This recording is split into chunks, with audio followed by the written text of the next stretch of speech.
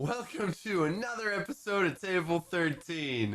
Coming at you live, I am a wooden leg, and over there is Mr. E. Table 13. Coming at you live, I am a wooden leg. That's me. Hi. Yes. And then it was We coming did it. through again. Yep, and we got it. We're good. All right. It's every time, every beginning of the episode, we have to have some kind of trouble. I did that on purpose. See, it's one of our Great guys, work. right? Excellent. Yeah. See, Yep. I should be rewarded for this. Anyway, we are continuing our discussion on feats this week. We left off with Dragon Fear last week, and we were going to continue with Dragon Hide. But before we do that, last time we kind of discussed feats versus ASI increases, and kind of like why you should do feats over that, or in what scenarios picking a ability score increase is better than a feat. So if you want to hear that discussion, check out our last episode. We do reruns on Sundays, and as well as before. It's up on this. Yep. And it's on the VOD as well. You can find it. I think that's like 23, 24, somewhere in there. Yep. But we've done a lot of these so far. But yep. Yeah, so feat is just a special ability that you can get in instead of an ASI increase at certain levels for certain classes. I think fighter gets the most chances at feats, correct? Yeah, they have a slightly like advanced track. It's I think it's between, without looking at it, I think it's between like 6 and 12 that they go every other level. Mm-hmm. Whereas every other class is every 4th level. So they get an extra pair of feats, I think it is. Mm-hmm. It might be 3. But yeah, so they end up getting more access to that, so you get a better chance, which I think is a reflection of the old style. Like in 3.5, fighters were essentially just feats. That's all they got. And it was like every other level, and then every level for a certain stint throughout fighter levels that you got bonus feats, and so you could just end up with this very specialized fighter that did like a very certain type of combat very, very, very well. Which 5e doesn't lend itself exactly to that system as much, but I think it does reflect like the ability to sort of be a superior on the combat board after you've rolled initiative combatant pretty well. Still, it's like a similar way to get at that same kind of concept. Yeah, absolutely. So continuing where we left off for last week, we're going to kind of review these and then give them some kind of rating. Unfortunately, it's got to be corncobs. Yeah, it's corncobs. Right? Yeah, it's the amount of corncobs that we're going to give it. So the next one on our list here is Dragon Hide. And it's not like you get advantage on stealth, because that would be great. No, it's you manifest scales and claws reminiscent of your dragon ancestors. I'm sorry, in Teenage Mutant Ninja Turtle, they have the ninja vanish thing. See? The dragon hide, right? It's like dragon hide. Poof. Like dragon's gone. Where's the dragon go? Right? That's a cool feat. I'm gonna But no. The dragon vanish. Yeah, we will have to work on that. Right? Yeah. So basically the idea is for Dragonborn, you become more dragonish, I guess is the idea. You manifest claws and scales reminiscent to your dragon ancestors, so you just kind of grow these things overnight, I suppose. I think that's sort of the idea. It's that you've just been, over time, it's sort of been building up, and that's, I think, the idea with all feats as well. Is while it's reflected as like all level up things as a thing you've gotten overnight, I think that it's sort of implied that it's something that you've slowly been working toward over the past period. When you take a new class, it's not because it's not necessarily because you just like happened to find whatever, a wizard's book and started to study. It's like because you've been, over the past 6 months, it's how you've been trying to modify the way your character does things or something like that. But I think this one, it does lend itself pretty effectively to the overnight you woke up and had, thicker scales Yeah, it and does. claws all of a sudden. It, That'd it be sort kind of of cool. works. It's like a Pokemon evolution or something a Yeah. little, but like, you could do it. You're now closer to dragon. But Yeah. Right, the mechanics, I suppose. mechanics of it, you increase your strength, constitution, or charisma by one, so you get half an ASI right there. Your scales harden while you're not wearing armor. You can calculate your AC as 13 plus your dexterity modifier. Pretty standard there. Um, Nice though. you can still use a shield and gain this benefit, which is pretty neat. You can do some pretty cool Yeah. stuff. And you also grow retractable claws from the tip of your fingertips. Extending or retracting the claws requires no action. The claws are natural weapons, which you can use to make unarmored strikes. If you hit with them, you deal slashing damage equal to 1d4 plus your strength modifier, instead of using the normal bludgeoning damage for an armored strike. So this is also something I think that could go well with like monks and stuff, if I'm not Actually, mistaken. so that's Correct? the thing. It actually, a lot of this is sort of like to make your character a baby monk almost Right. without taking the class, because so the way the things like unarmored defense that Mm-hmm. or the way monk ability works, the way the barbarian ability works, you would have to choose one or the other here. Right. You'd either have the 13 plus your dex, or you'd have 10 plus your dex plus your con, or 10 plus your Right. dex plus your wisdom, whatever it is. Yeah. With that, or if you had mage armor, you'd have to, you know what I mean. So these, they don't like sort of overlay super well. Mm-hmm. But if you're like a caster or something, Right. maybe you're like a sorcerer, or you're well, not a dragon heritage Right. sorcerer, probably, because they get something like this as well. Um, but I think if you were, yeah, warlock, or you're even, if you're a dex based fighter, or Yeah. Barbarian. uh, yeah, something along those lines. Yeah, just because these things Mm-hmm. overlay doesn't mean that it's not Right. useful. If your con mod is lower, or something, that 3 could push you up over higher. But I think the other thing that's really nice mechanically looking at this is there aren't a lot of feats where you can pick between one of 3 abilities to Yeah. increase. So that versatility is really nice. And then, yeah, as another thing that kind of goes like doesn't, it lends itself toward a monk style character, or Mm-hmm. a character that's making unarmed strikes, but doesn't exactly like synergize well with the monk, is that that's a fixed damage for the claws. And if you take monk, it'll also set your unarmed strikes at a D4 to Right. start. But there you can, I mean, if your strength is better, then it's better for you, and that might actually really be helpful if you were doing, if it's like a dip into monk to get the unarmed strike stuff. Maybe this would be more effective. uh if you're like a grapple barbarian and you just Right. wanted to get a better way to punch people, this would be a better way to get at it. Yeah.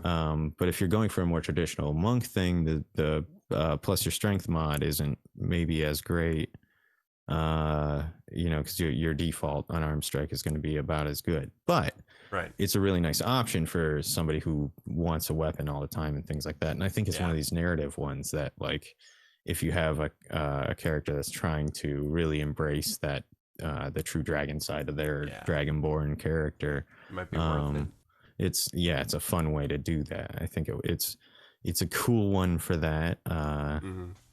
And it's pretty like powerful as well. So Yeah. you Yeah. you Not give bad. it corn cobs first, so I have less pressure. I'm gonna probably give it 3 out of 5 corn cobs. Just because it is, you got to be a dragonborn. It does overlap on some abilities, but on the other hand, it is pretty powerful and can be pretty useful for some class combinations, or yeah, for some class combinations. So, Right. yep, three out of 5, 3 out of 5. I would. I'm gonna give it 4, because I think this is Okay. actually, it's a really strong feat that goes very well with like a wizard, or one of the softer, squishier classes. It'll save you a mage, a slot for mage armor or something like Yeah. that. It'll maybe give you a boost to your con bonus, or whatever, bard, or anything like that. Is these are all things that it could work very well for. Um, and so it would be a 5 out of 5 if you didn't have to play Dragonborn Right. to Yeah, that would be to pretty get cool. it. And since we hate Dragonborn here, I definitely Right. go 4 out of 5 Out of cobs. 5. All right. Okay. All And right. it makes the math easy this way, It though. We does. can Yeah. just say, watch what we'll get it So yeah, wrong several times. 3.5 out of Feel 5 free to cobs. correct us. So yeah, not terrible. Not broken though. So moving on. Yeah, no, definitely not overpowered. No. And reasonably balanced. I think it's a Yeah. pretty solid feat. Yeah. Next step Next is is yeah, go Drow ahead. High Magic. You learn more of the magic typical of Dark Elves. You learn the Detect Magic spell and can cast it at will without expending a spell slot. You also learn Levitate and Dispel Magic, each of which you can cast once without expending a spell slot. You regain the ability to cast these two spells this way when you finish a long rest. Charisma is your spellcasting modifier. Man, these feats that give you magic are really powerful in my opinion because They can be. I definitely agree. By all means, continue though. Sorry. and I think that both detect magic and levitate, while they're not amazing in combat, they're still very powerful roleplay wise. Detect magic at will Yeah, is and especially dispel detect magic. magic. You can really Yep, like that can be a very powerful thing. it's It always can gonna throw be a wrench in your day as a yeah, DM very quickly if you forget yep, that they yep, have that. Levitate's another one like that, I think, and yeah, and also detect magic at yep. will. You can totally find yourself in a spot where it's like, oh right, yeah. Oh, he has that. Hang Wow, on, this trap is one just gonna sec. be fucking just Yeah, useless now because shit. you're supposed to fall in. You're just gonna float across the Yeah, whole hallway. Yeah. So, I do think that I this do. one is pretty good. You do have to be a drow elf though in order Right, to get and this. So so for me, I don't. There are some of these where it doesn't make a ton of sense. Maybe like the right, Dragonborn ones. I think they're pretty well tied to the Dragonborn race and stuff. Uh, but I'm not necessarily married to the idea that you absolutely, for every single one of these, you absolutely have to be the race. I usually right. don't like let people, like nobody's taking a halfling's luck or Yeah. whatever if they're not a halfling kind of thing. Mm-hmm. But Most people don't even ask. yeah, and that's just as well. Right. Yeah. But I think that there are situations like this one. While yes, you're right, it's powerful, but if it's a way to kind of expand the concept of a character without multi-classing to like narratively represent a very different idea of a Yeah. character by slapping this feat onto like a normal fighter or something. Those kinds of things. Um, you can modify stuff with these kind of well. So I do think that they're useful like that, but I don't disagree that it is powerful. I think Yeah. anytime you get detect magic at will, it's like, oh right, okay, Dude. Yeah. You just it's like a layer that you as a DM have to definitely keep on your toes about. Yeah, you just have a radar dish in your party now, just like pinging everything. Absolutely, Like you just like, yes. and you see a man in the room. All right, well, what? I'm gonna cast a cack Just like magic. You're just thermal like, vision, like yep, all right, give me wee, like wee, a hot cold of yep, everything he's wearing. By the but way. tell me what it is, what kind of magic. Yeah, exactly. And Oh it's no, I'll just, wait. Yeah, like yeah, all five right, minutes, fine, sure, yeah, whatever. okay. Yeah, Like, DM loading. That's so. I would look at this and yes, sigh as a DM, as especially a forever DM yeah, that uses absolutely. things like, oh, he's got this magic MacGuffin that I pulled out of my butt, 30 seconds ago, and someone Right. with this would It's be like, not why didn't defined. I hear about that? And it's just like, Yeah. It's oh, like, right, well, forgot that you have detect uh, magic on tap, and so. I'm gonna right. rate this one a little bit higher, and I think I'm gonna give this one 4 out of 5 corn cobs I because yeah, yeah, yeah, okay. basically because it's the same things of why you're giving the dragon hide 4 out of 5, Sure. but uh, I think that this is more annoying for me as a DM. Definitely. And I think if you hold to that they have to play a drow and then you've made Right. the character creation a much more difficult ladder that they've got to climb to get to a point where they're with the rest of the party, probably, unless it's a normal campaign with other Yeah. drow, and then everybody's got that, so it's not Right. that big of a deal. um, but yeah, I think for it that's totally fair. I'll probably just go with 3 then, because I think I Okay. don't think it's overly strong. I think the magic itself is pretty situational. Mm-hmm. And as written here, you do have to be a drow, which Right. that's usually in almost every setting. That's a whole bunch of Yeah, BS that baggage. you've got Yep. to deal with. Yeah, Yep. as like a player. So um, I think that's right in the middle. Mm-hmm. It's nice, but it's not too strong for Right. its own good kind of thing. Nice, but not too nice. Solid. So next, so we got two 3.5s right now. So Yep. we're definitely.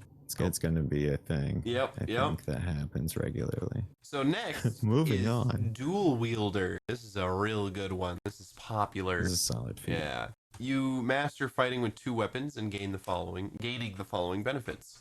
You gain a +1 to AC while you're wielding a separate melee weapon in each hand. You can use 2 weapon fighting even when the one-handed melee weapons you are using aren't light. Pretty cool. You can draw or stow 2 one-handed weapons when you would normally be able to draw or stow only 1. That is kind of a unused plus, Yeah. because most DMs, me included, aren't really hard and fast about the weapon switching rules, just because Yeah. turns already take so long, and you don't want to have your role players like, oh Well, yeah, skip my whole if turn. it's not for the sake of cheese, so you can Right. switch from this weapon to this weapon in between 2 attacks on your attack, blah blah Yeah. blah. Like then I don't. You're a competent swordsman. Yeah. You can, whatever. Right. I Yeah. assume that unless you're surprised or something strange has happened, which I will explain at the time. Yeah, you can get your Yeah. sword out, I mean, like 6 whatever. seconds is a pretty good amount of time. Exactly. Right. And Anyway, like if I'm running one, but that's, yeah, neither here nor there. I definitely think yeah, that gets kind of abridged by most DMs. I'm it does. definitely one as Yeah. well who Like, it wouldn't benefit you much on at my table, right. that specific one. That But part of dual wielder. but the ability to get the +1 on AC is sort of like half shield, and still be able to dual wield, and get a second attack. If you're a rogue, you still have your chance to, get 2 attacks that do sneak attack damage. With heavy weapons too, you could use like 2 freaking maces or something, and get some Yeah, I mean, D10s in your dual wielding. and that's, yeah, I think well, sneak attack specifically, it's got to be a finesse weapon, I think. But like, But you can have finesse weapons that aren't light, 1 in each hand. yeah, but the only one that isn't is a rapier. I think you could get a D8. Wield rapiers. Yeah, I've done that Yeah, before. Actually, which you used to be able to. Yeah, in 3.5 you could do that, and actually now it's not even rules as written. You can't use a rapier and a dagger in your offhand, which is silly because that's like historical or whatever. It's not like it was a super optimal fighting loadout for anything other than fighting another guy with a rapier and a dagger. But like, it's still like a trope that people absolutely try and live out. And I remember making a swashbuckler and just assuming, duh, of course he's going to have a rapier and a dagger because he's a badass and that's what he's going to have. He's got a but swirly mustache. Yeah, right. Like he was a bugbear. It's fantastic. But the just wanted to make a bread shop. That was his, like, at the end by the end of the campaign. I tell you. I know, right? Like making heroes that just don't want to really adventure. Their goal is not like adventuring. That's an issue I have. Regardless, getting back to dual wielder here. That's the big one here. I think that's the really nice thing. The +1 to AC is awesome. Like it's hard to come by like floating +1s. And getting yourself a step up can be really big. But being able to use 2 one-handed weapons, that you otherwise wouldn't be able to. Most people are built so they want to use a dex weapon, so you're gonna try and stick to something that's finesse. But the option for like, it opens the door for like a strength build, 2 longsword guy who's just like wailing on folks or something, and like that's kind of cool to think about. So I'm gonna give this one 4 out of 5 corncobs because it's really good. It's combat too. Yeah, it's combat all the way. Uh, I think there's some element of it that you can apply as like a an aesthetic thing, mm-hmm. but it's a fairly one dimensional thing. Like it's pretty much just like, yeah, you're that sort of swashbuckler type, which I think Right. is cool. But it's sort of this thing that's been put in place to to take up what used to be this like chain of 8 feats, in Right. 3.5, and then became nothing of substance in fourth edition, and people Right. were upset about that, and so they kind of, Just here's a happy condensed it. medium. Yeah. Yeah. Yeah. And yeah. um but yeah, I think I would also give it 4 because it's solid, Okay. it's strong, and but it's not like overpowered. um it is basically combat exclusive here. Right. But I think that some of these that are like melee based combat exclusives, um that's part of how you flesh out a martial Yeah. character. So, or differentiate. So there's a little to be said about that being more than just mechanical, because it's like, yeah, no, I'm a two-handed fighter, or a dual wielding Right. fighter, or whatever fighter. But yeah, so 4 across the board. All right. Next feat is Dungeon Delver, aka you turn into a trap detector that's resistant to traps that they're detecting. Alert to the hidden traps and secret doors found in many dungeons. You gain the following benefits. You have advantage on wisdom, perception, and intelligence investigation checks made to detect the presence of secret doors. You have advantage on saving throws made to avoid or resist traps. You have resistance to the damage dealt by traps. Traveling at a fast pace doesn't impose the normal -5 penalty on your wisdom perception score. So this is a great feat if you are Mm-hmm. just going from dungeon to dungeon the entire time and you're like the rogue that's always in front of the party already, and you're just like, we're level 6 now, so I'm just gonna go ahead and get this because man, I've been almost killed by traps 6 times in this freaking campaign. I So was just gonna say, or your last campaign ended with like yeah. everybody dying in like a rocks fall, everyone dies situation, and you're Never not having it. again. Yeah, Yeah. exactly. Like take Dungeon Delver every time with every Every time. character ever. It's never going away. And then Uh, like go rogue and get evasion, and like so you got evasion and resistance to damage dealt by You're traps, never gonna touch me, and just DM. no, yeah, like no. Whole party will melt before you deal a point of damage to me. Not me. Yeah. Super So funny. yeah, this one's another one where if you're playing strictly raw, it's much better than how most people play D&D. If you're Absolutely. playing straight up raw, that traveling at a fast pace, that last little clause there, is actually really big It's because a huge. -5 to passive perception is basically the difference between just walking into a spike trap and noticing That's something yeah. that would make it so that you didn't just haul ass into your death. It's Um, statistically close to the difference between like having advantage and not, or yeah, like imposing disadvantage or on your not, kind of perception thing. Like check, and that's so that's about there. that's pretty big. That's really big. Yeah. But most people don't play D&D that way, or in the way Yes. that this feat is imagined to be the most useful.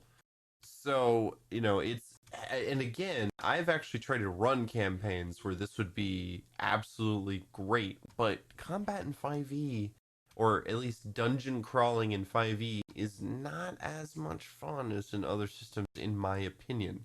Uh, I would tend to agree with yeah, that. I think that's not where 5e shines. no, But I think it's an element of D&D that's existed since its yes, inception. absolutely. So they threw a feet in to make sure It's kind of like that an they thought artifact. like we're, yeah, right, Yeah, exactly. It's like, oh, do you still play D&D like this? yeah. Wow. Well, this is Like, from a bygone era.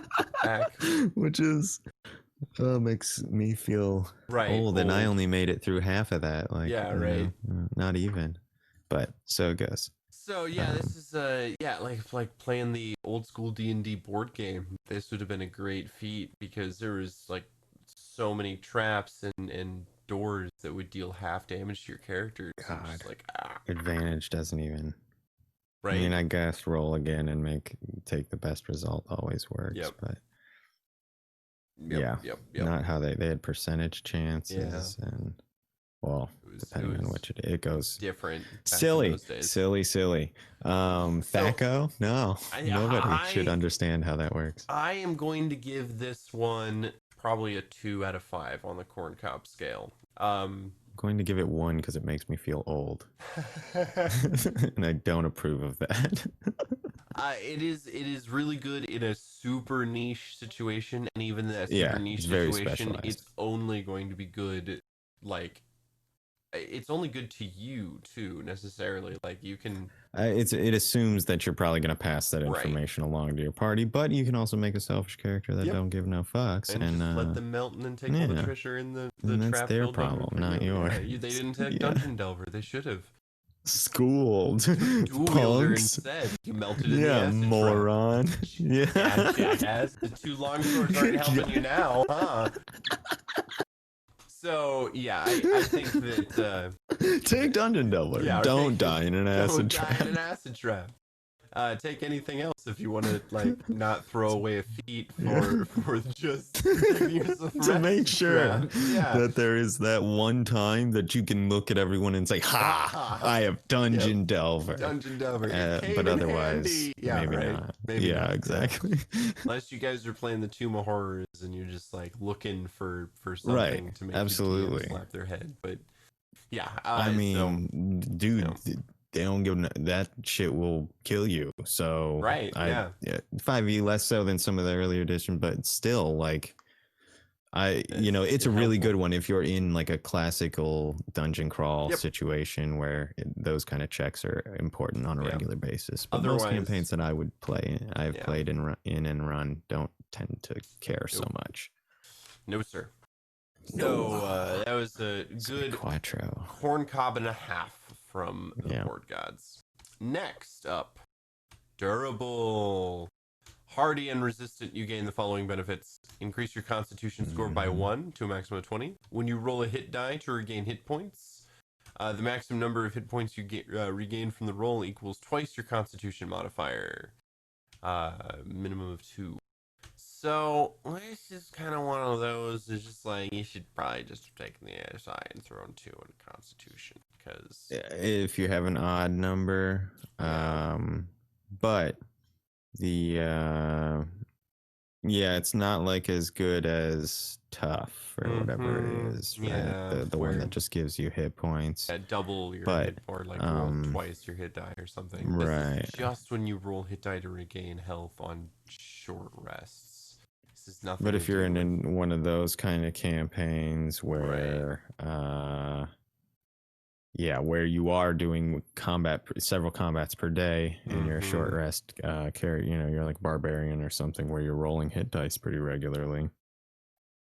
Especially actually barbarian with your D12, getting a bottom end for your 12 that isn't 1 is really nice, right? And the minimum number of hit points is your con mod. It might be like 6. It might be like 10 though. Yeah, it could be depending like on your build. Yeah. And so that's kind of nice. But it's not. Yeah, but that's not maybe worth a feat. I don't think it'd so much alone. No, unless you have a very combat centric campaign where you're fighting all the time and you're expending hit dice all the time. You don't have a lot of healers in your party in order to take up the slack, because like 1 lay on hands is just going to be better than this entire feat, like in terms of regaining hit points, because like 2d8 better chance of getting the ceiling of this feat's maximum health points and then short rest. So I'm gonna give it a corn cob. I'll throw it a bone because you do get to increase your constitution score by 1, but that hit die is just not worth it unless you're playing a raw to the wall kind of campaign. I would also probably, I'm only going to throw it a 1 because it's entirely, there isn't like a cool extra little tidbit thing where like, you're immune to diseases or something. You know what I mean? Like just throw another ribbon on this. At least so that there's some flavor to it too, other than just like a sort of lackluster mechanical feature. Because I agree, it's not strong.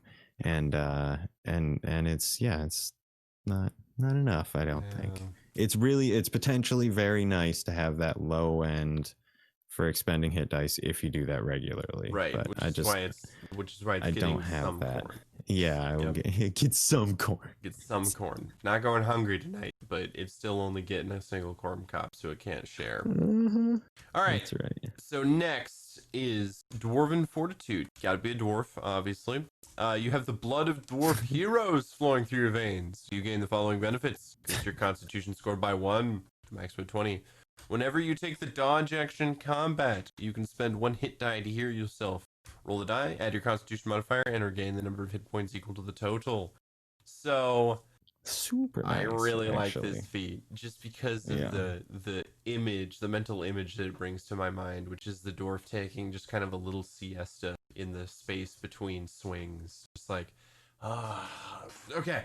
Mm-hmm. It's It's like just shaking your head and like yeah, smacking your face and stuff as the end, yep, and like, all right, back in it.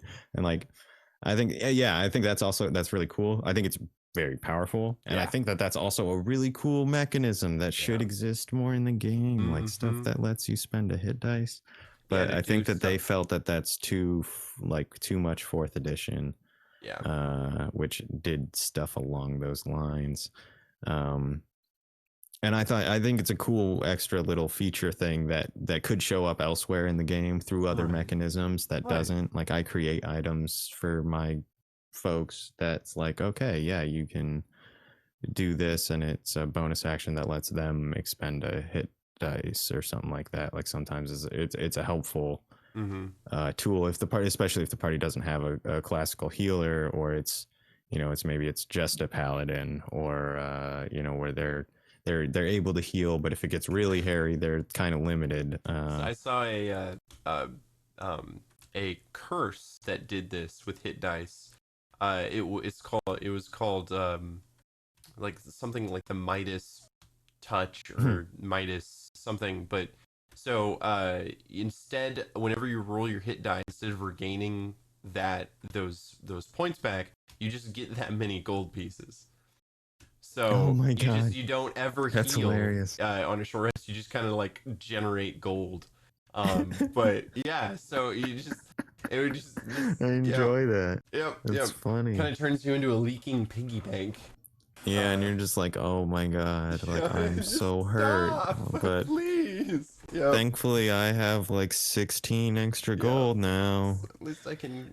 Yeah. As you like, get up to go fight the great evil lich or something. Yeah. Like it's Yep. just like I Yay. really kind of wish I could get hit points Yep. Yeah. back. Exactly. Yep. but but no, I actually, I think that this Mm-hmm. is the ability to take a dodge action and get more out of it than you already do Yeah. is really mechanically strong. And I actually think it fits pretty well with the like accepted flavor of like dwarves and Yeah. Faerun and stuff really well. They're stout, tough folks, and um I think it all like kind of jives. I like the idea as well of the sort of quick rest Yeah, I concept. really like that idea. So I'm gonna give this 4 out of 5 corn cob.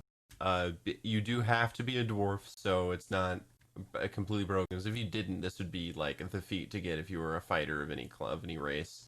But Well, that's the thing. It's like yeah, fighter's kind of the race to play, or dwarf's yeah, kind of the race, one of the better races to play if you're a fighter yep, too. So yep. it's It's pretty good synergy there, really really. good. Yeah, very good synergy. And yeah, it's really neat. And if you were cursed by the Midas touch, you just turn into a leaking piggy bank. It's just like, all right, I'm gonna take the dodge, and I squirt out at least 6 gold, and just like I love that idea. Just like so, at the end of the round, at the end of the battle, you actually get to collect the gold that the enemy has like And just caused chasing you to around, spawn. yeah. Yeah, Or it's just it's like you're getting hit and they're spraying out spray like Rocky gold. spit Yep. or whatever. Yeah, oh my god, It's really that's funny. silly. So, yep, I like it. I will give it also a solid 4. All right. And I think that it's one that you don't that it wouldn't hurt terribly to lift the dwarf restriction on. I don't think it's gonna murder your game balance or anything if you let someone else take that. Yep. Um, but I think it's just fine on there too if people prefer to keep it. But this is one of those that I would definitely say it's not gonna break the game. I don't No, think. and it just adds a little flavor to your dwarfy companions. Yeah. Yep. Right. Next up is Elemental Adept. You need to be able to at least cast one spell. So that's the only prerequisite. When you gain this feat, choose one of the following damage types: acid, cold, fire, lightning, or thunder. Spells you cast ignore resistance to damage of the chosen type. In addition, when you roll damage for the spell you cast that deals damage of that type, you can treat any one on a damage die as a 2.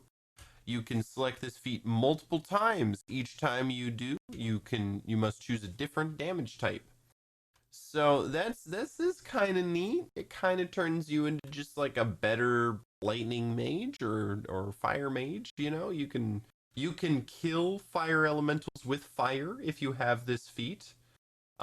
Because they're That's only resistant to a fire. really good point. So you can some of them are immune. Right? but I think the classical fire elemental from the Oh my bestiary goodness, is it really only resistant? Yup. That's silly. Let me check here, but I'm pretty of course sure. it is. I Yeah, guess I'm so. It couldn't hang out in the sure. plane of fire. Like, what's going on with that? There's like the I angels object. in 5e are only resistant to holy magic, so Of course, yeah, right, Yep. yeah. I guess that's silly too. Yeah, sure. and yeah. So here, I'm looking at the bestiary right now to see if That's that attainable, defeatable monster right. thing. And I think that's why they gave the elementals like a bump like that, just because they didn't necessarily.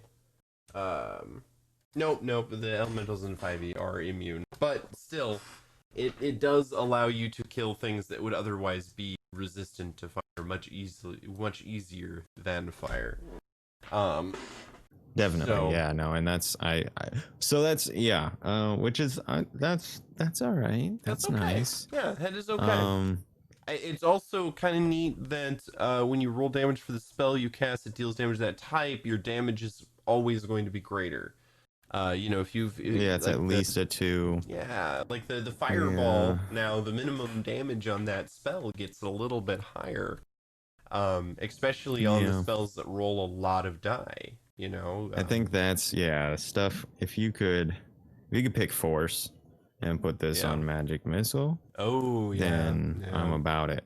But but that's I think you're right though. Like lightning bolt and fireball and those kind of standard progression spells where it's the d6 stepping up kind of thing.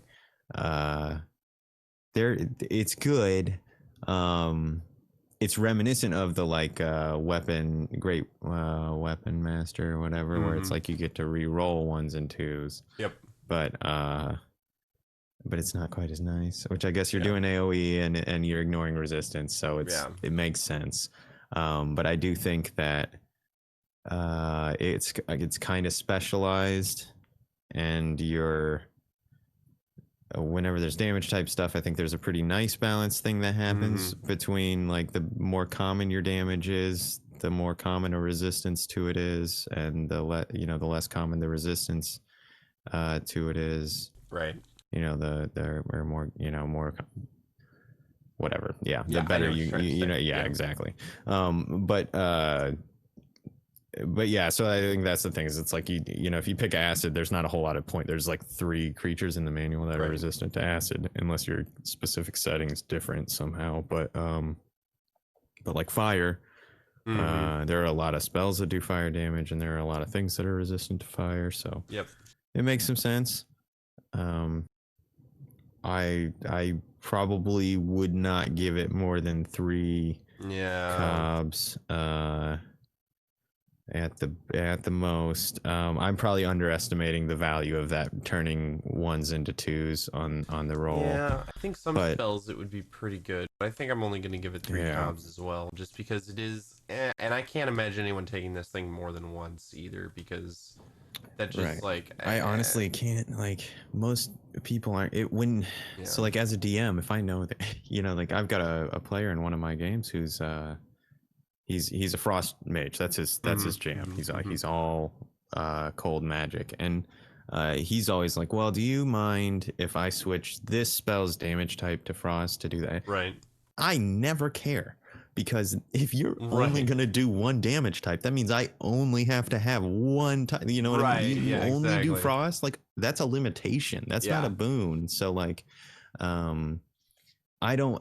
That doesn't mechanically. I think specializing in a single damage is a cool thematic thing, Right. but it's not maybe as No, it's not powerful. optimal. No, Yeah, no, like no. mechanically. And you just give your DM the ability to fuck with you really Sure, bad. yeah, Like, and which, I mean, hopefully isn't the case, isn't going to happen, right. and I don't, I'm not using that as, but it's in my box if I need it. Like, I've got Yeah. a tool there that I can say, Yep. by the way, he's fucking resistant to cold damage. Like, have fun, Brian. Yeah, Like, exactly.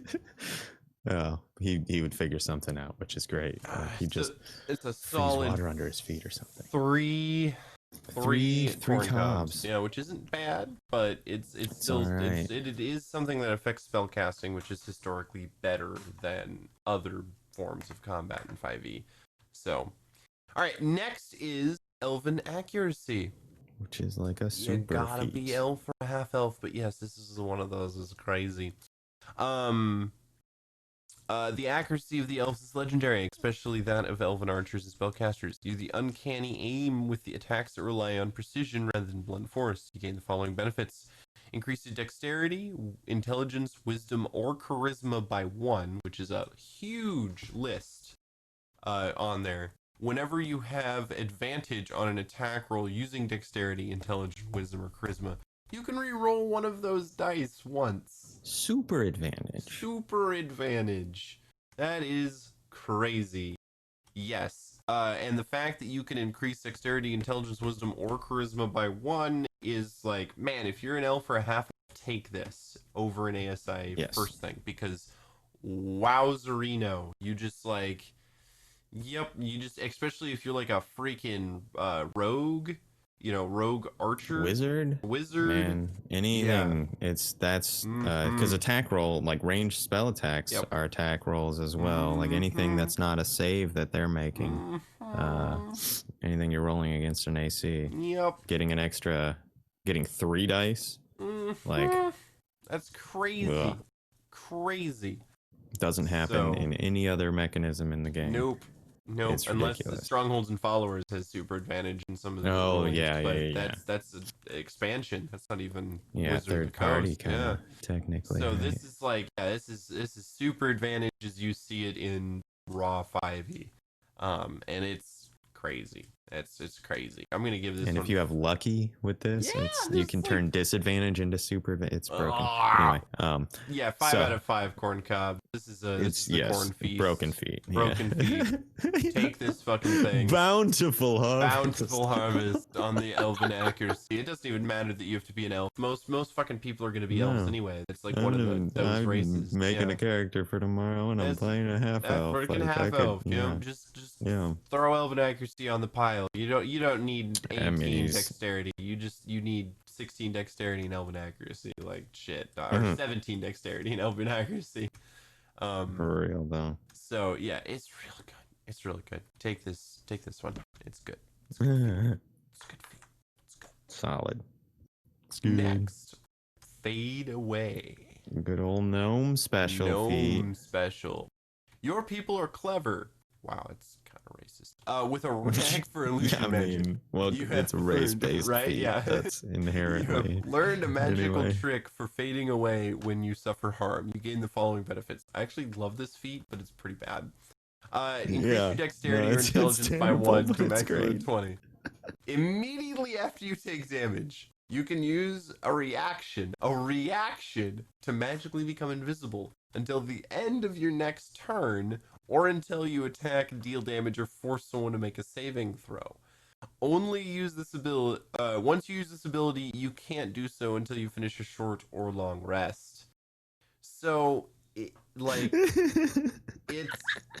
like like it's a so gimmick. great, but it's yeah, such a exactly. It's so gimmick. silly. Like It's there's so silly. no There's practical application really to no. If that. it I was mean, you like you could can cast, reposition or whatever, but but like man, like if I was yeah, the DM, I would give my gnomish player the ability to cast invisibility, the spell, uh, as a reaction when they after they take damage once per short or long rest, because at least then they can like it lasts like spend a until minute yeah. wandering around or like healing or just something other than Problem is, then I punch the gnome in the face, right, and he turns invisible and then right. sneaks in and robs the bank or whatever. You know, like that's the issue Yeah, I think there. I know, but Um, and I it's would have done that, you know, in the first so session. As soon as bad. I heard the gnome could do that, I Like would it's say, "Come just here, oh my whap! No, gosh. go rob them."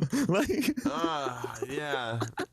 but It just you know, becomes broken yeah, players, you know, yeah. It just players made the aside. feat bad, It's not not useful good, not really in a useful. huge way. It's only It's like useful. half-assed getting at Yeah. the tiefling thing that you can like the Hellish Rebuke deal, Mm-hmm. or I think Hellish one of Rebuke's the really good. elf ones has like a teleport thing when Something you like get that. hit Yeah, or Fey something maybe. teleportation. Yep.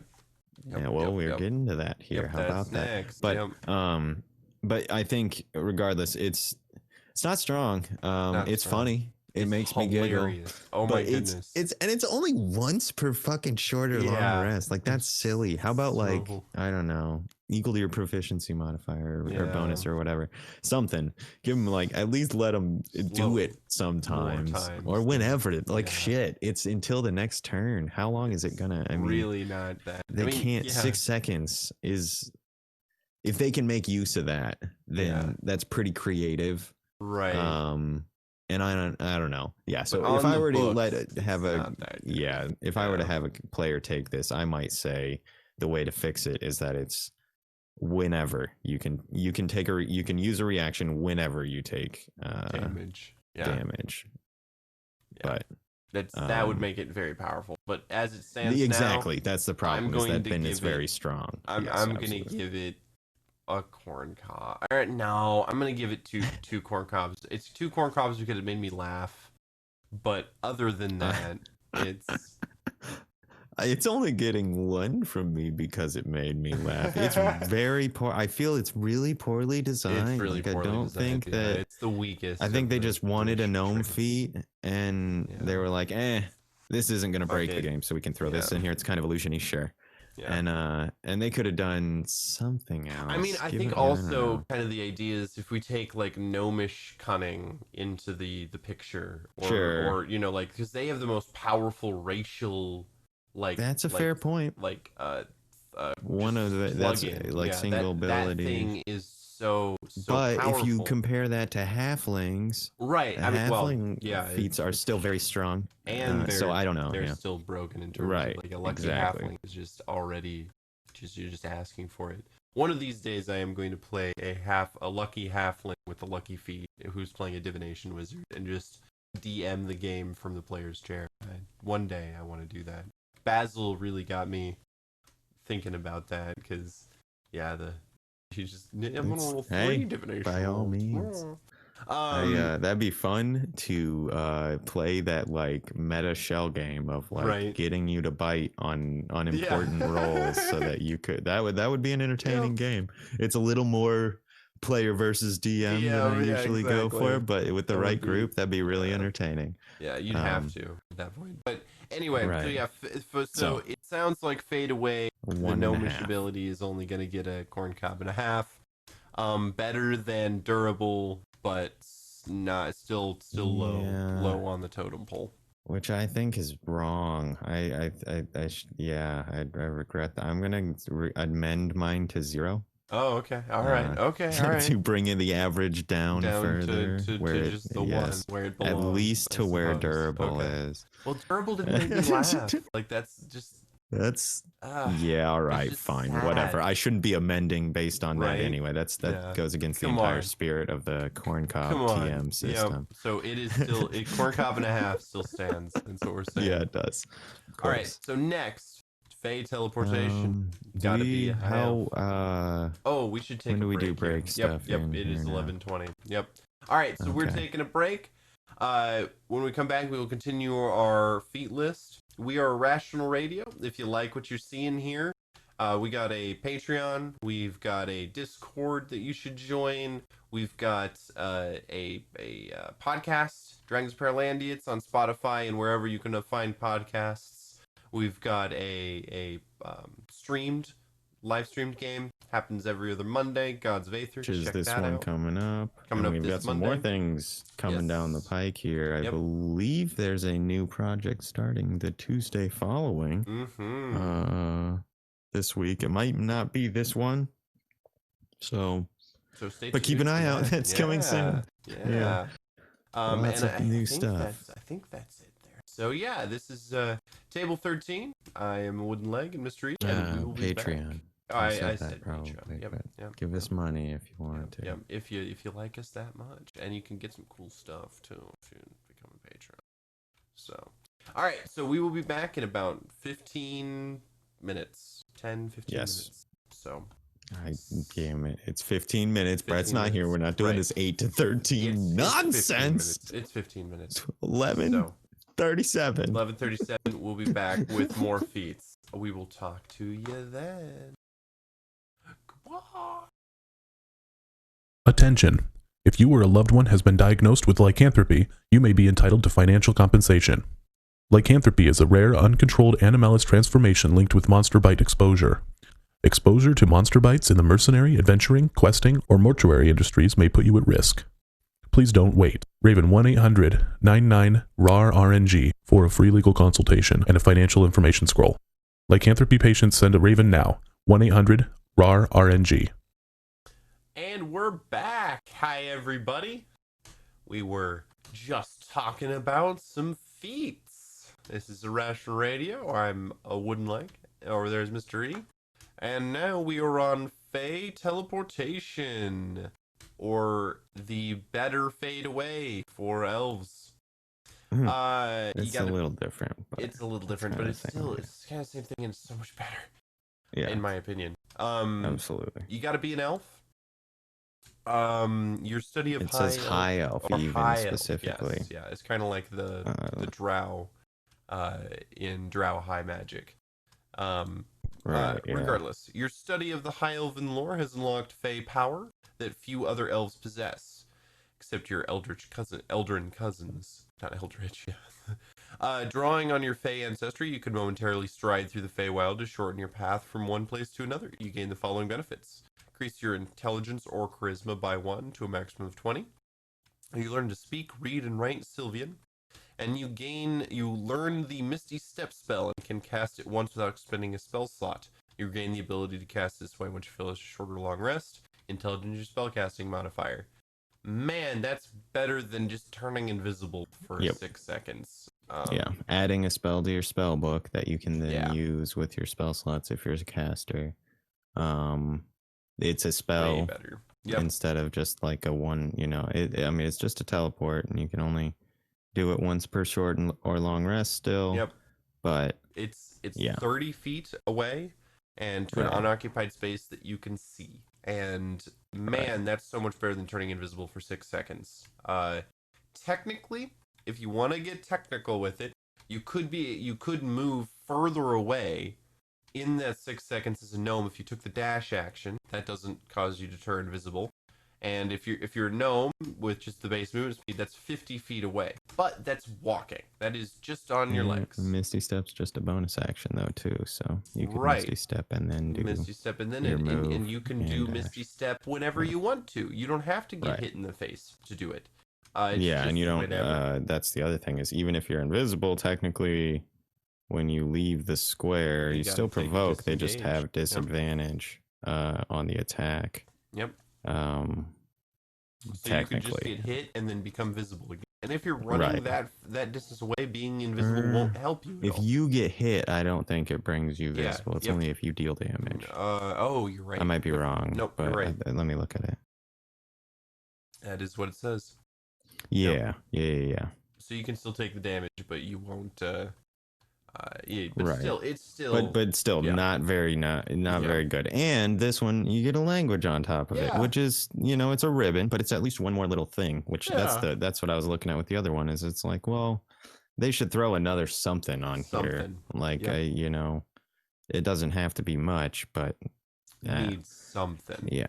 And then intelligence and charisma is kind of a rare pairing to be able to pick between. And it's sort of caster specific, I would say, as a general rule.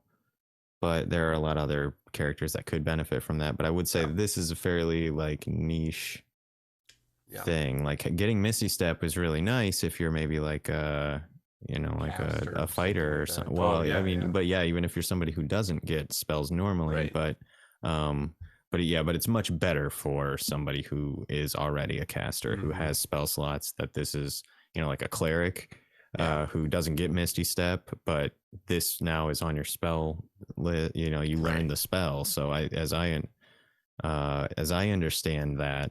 Yeah, you can spend it once without then prepare it or whatever. But I guess I don't know if it doesn't.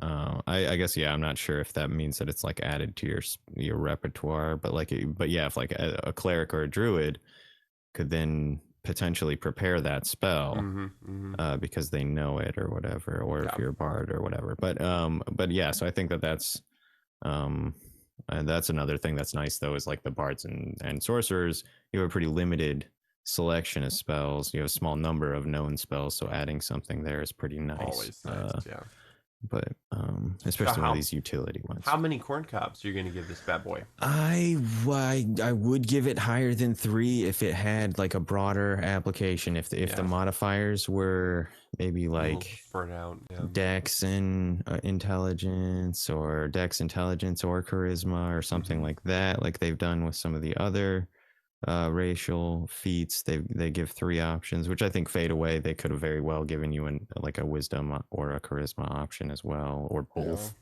I'd say 3 is it's pretty good for spellcasters, but it's a niche, or it's I think it's much better for spellcasters than it is for anybody else, and it's kind of a niche application thing.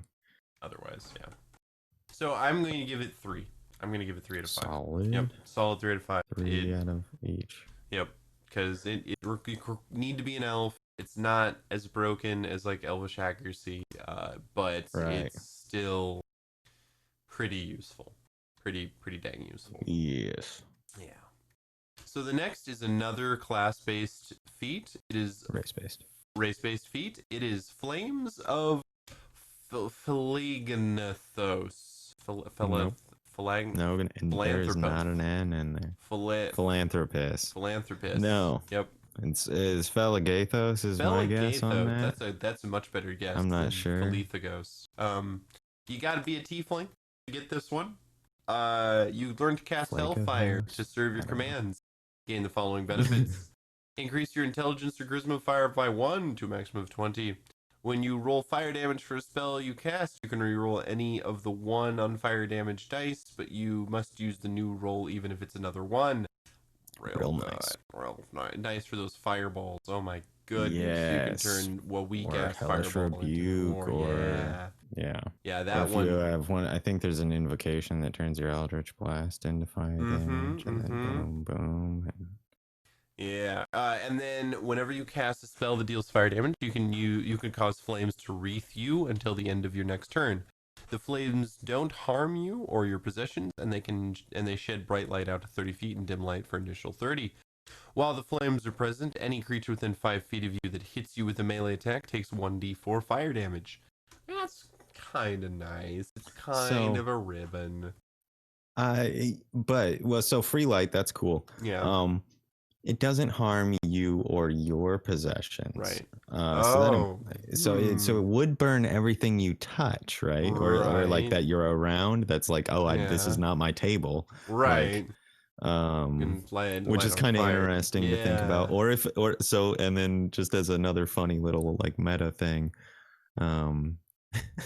if somebody's like pickpocketing you, right? Like, is that like in the instant that it like they've taken it off your belt, does it stop being your possession? And then like, or you know, like, he's already on fire, I guess, because he's reached in to grab it. It's but interesting, like assuming that he could, I guess, and then I don't know. So that makes me giggle just that would be thinking about the wording there.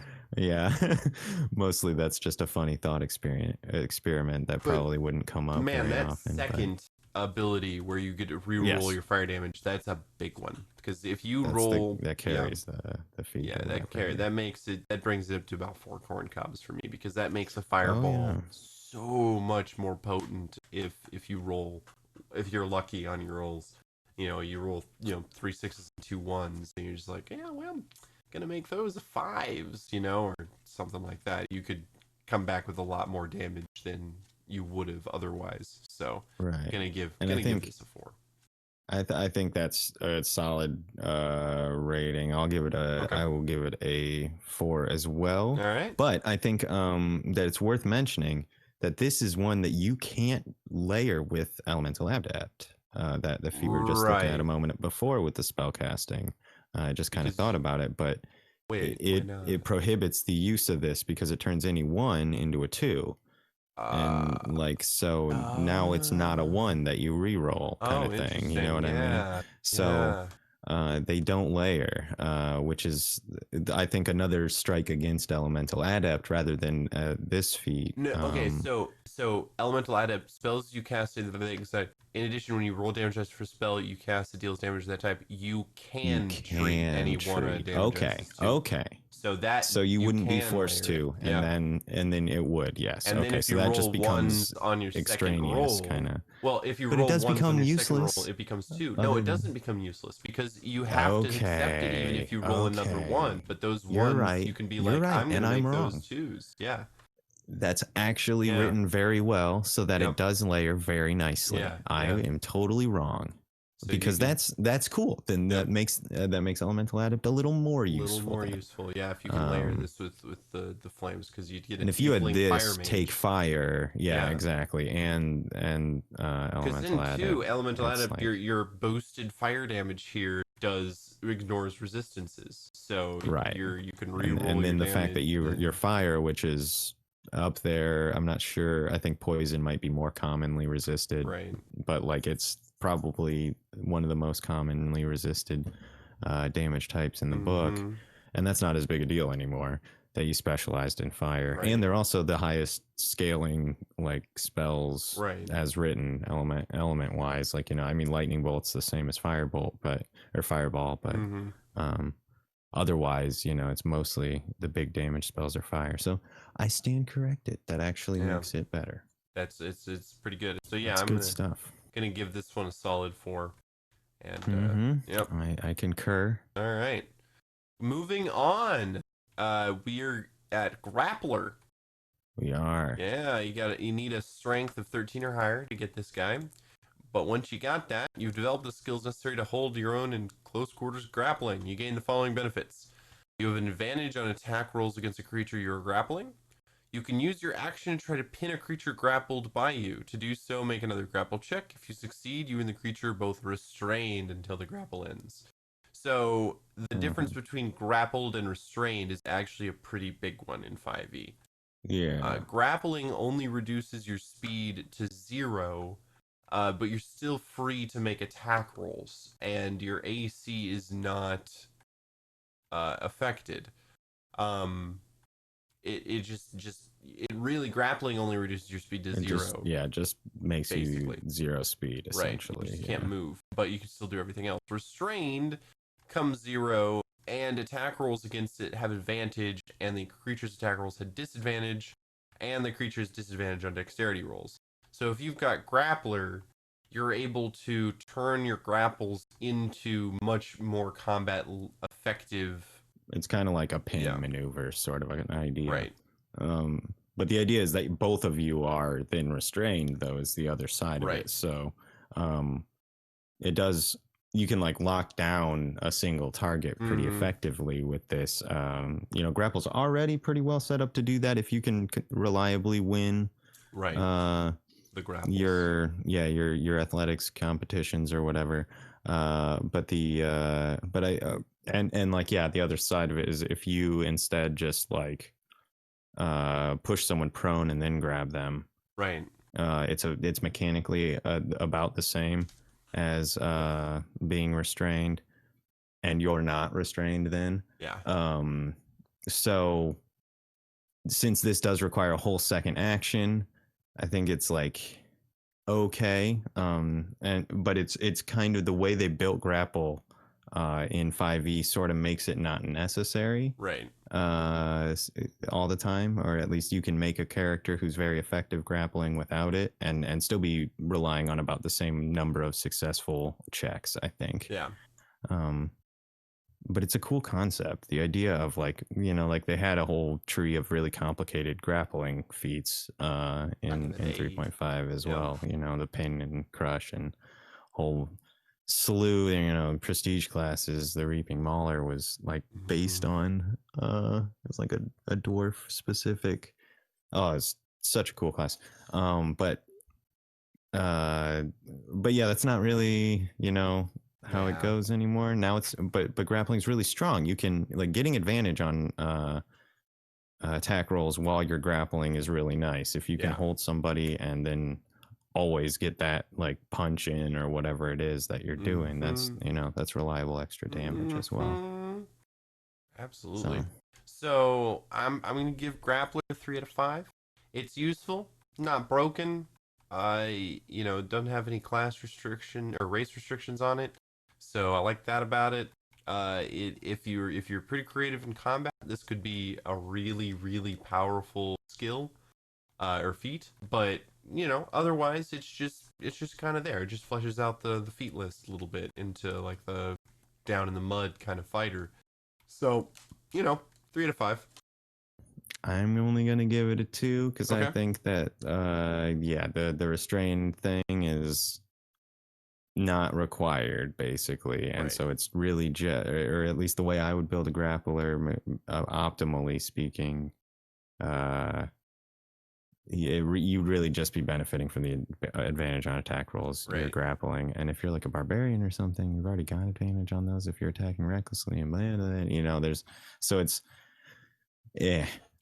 so it's a niche feat that is maybe not even as powerful as it seems on the surface to me. So I think that I would stick around 2. But it is still good, and it's just it's not useless. Make that's them for grapple. Sure. Yeah. Absolutely. Yep. All right, we got enough time I think to do one more here. Next is another pretty popular feat. It is Great Weapon Master. There's no prerequisites for this. You've learned to put the weight of a weapon to your advantage, letting its momentum empower your strikes. You gain the following benefits. On your turn, when you score a critical hit with a melee weapon or reduce a creature to 0 hit points with 1, you can make 1 melee weapon attack as a bonus action. Pretty good. Before you make a melee attack with a heavy weapon that you are proficient with, you can choose to take a -5 penalty to the attack roll. If the attack hits, you add +10 to the attack's damage. Also pretty good. Really, really nice. This is sort of the standard. It is included in the standard 2-hand like damage dealer build kind of thing, because it's just you get this, you get the 2-weapon fighting or the whichever the 2-handed fighting style thing that lets you reroll 1s and 2s. And then you're adding +10, so suddenly you're averaging an extra 15 just damage huge. Or something like that just off of this. And then when you crit or whatever all else, you start stacking up these extra piles of damage. So mechanically it's very strong. And you get a baby crit or a baby cleave kind of thing, which is cool. If you crit, which is the amount of times you're going to crit and kill somebody, are probably but it's also already super creature to 0 hit points, so you can make a free melee attack against the other goblin after murdering his brother. Sure. Yeah, and like that's I think in a crew in a crowd of big people or sorry, in a big crowd of Little small guys, targets, they could be pretty good. it's nice. But you still you got to spend your bonus action, so it's only one. Yep. And if you're obliterating them with one strike, one more strike is nice though. It's you get one more. That's good. Yep. So yes, I'm gonna give this 4 out of 5. It's not as broken as Elvish Accuracy and the super advantage, but it's still real good. And man, if you take that -5 and then you crit with that +10, and then you just have the improved critical thing, yeah, you can. I've seen people hit with the force of like a freaking red dragon before with their like it is great axe. It's a thing to behold. Start dropping stuff. Yeah, I agree. I think I will put it at 4 as well. I don't believe that it's like overpowered, right? Because it's like sharpshooter, except sharpshooter gives you a bunch of other very, very powerful bonuses on top of the -5 for +10 damage, and sharpshooter lets like you ignore cover and or range increments and things like that. I think this is like a balanced version of that feat for melee characters. Absolutely. So, all right, well, we will save the rest of the feat list for next time. Again, this has been Irrational Radio. You can check us out on YouTube, on Spotify, all kinds of places. We've got a lot of projects, DOP, Gods of Aether. We got a store on our website too, where you can pick up a sweatshirt or a t-shirt if you're interested. And Patreon if you're really into us and want to give us some money. So thank you very much for listening, and we will see you next week. Goodbye.